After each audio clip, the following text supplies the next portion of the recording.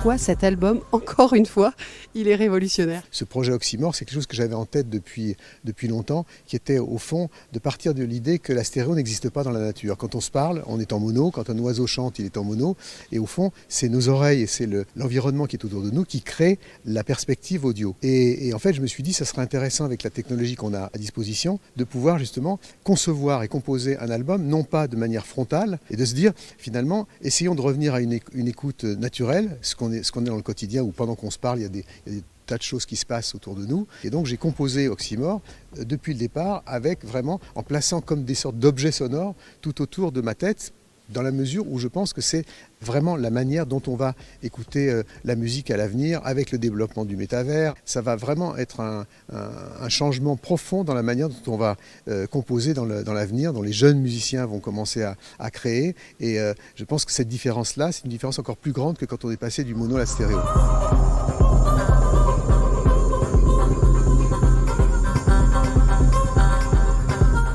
En termes de défis techniques, qu'est-ce que ça a représenté Oxymore? Ça a été justement compliqué pour qu'on se rende un petit peu compte de mettre tous ces objets justement autour de nous, ces objets sonores, et c'est très très bonne comparaison parce que c'est exactement ce qu'on ressent quand on l'écoute. Et justement, est-ce que ça a été compliqué à faire?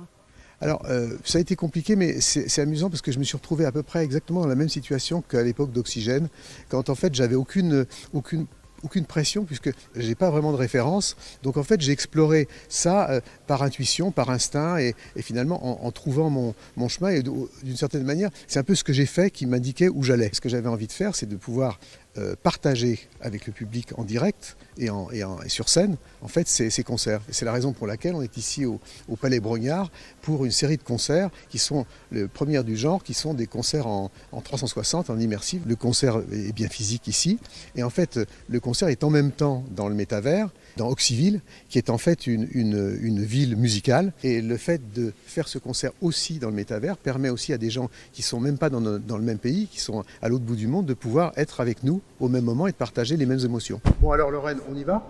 On y va, c'est parti. Je suis heureux de vous accueillir dans le parc d'Oxyville. J'ai créé cette ville avec une start-up française qui s'appelle Vroom. Et là, c'est tout un univers qui est en fait une ville musique où je joue donc en direct du Palais Brongniart et aussi dans cette ville. Et c'est justement l'idée d'avoir un univers qui soit un univers non pas parallèle, mais qui complète pour des musiciens par exemple, qui complètent justement l'expérience qu'on a dans le monde physique. C'est une ville, un village dans le futur que nous, en tant que maire du village, que maire d'Oxyville, de pouvoir laisser les clés à de jeunes musiciens, à de jeunes artistes qui peuvent venir s'installer et faire leur création et avoir à disposition des outils que Vroom en particulier va pouvoir mettre à disposition de jeunes créateurs pour démocratiser justement toutes ces techniques. Et donc il y a des tas de finalement de possibilités qui sont encore à découvrir. Ce qui est intéressant, c'est que là on ouvre des portes sur des territoires encore inconnus.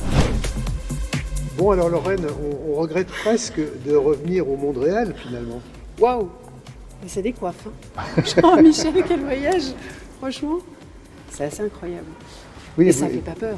Non, c'est un univers assez bienveillant. C'est sympa chez vous à Oxyville, franchement. Oui, on a envie d'y retourner. Les gens sont sympas, on a envie de boire un verre avec eux, on a envie de danser. Oui, c'est ça. On a envie de visiter. Oui. Il y a plein de choses à voir en fait à Oxyville. On a envie de prendre le train. Oui, exactement. Voilà. La prochaine fois, je prends mon sac. Et ce sac à dos. Un sac à dos. Exactement. Bon, bah alors rendez-vous à Oxyville alors.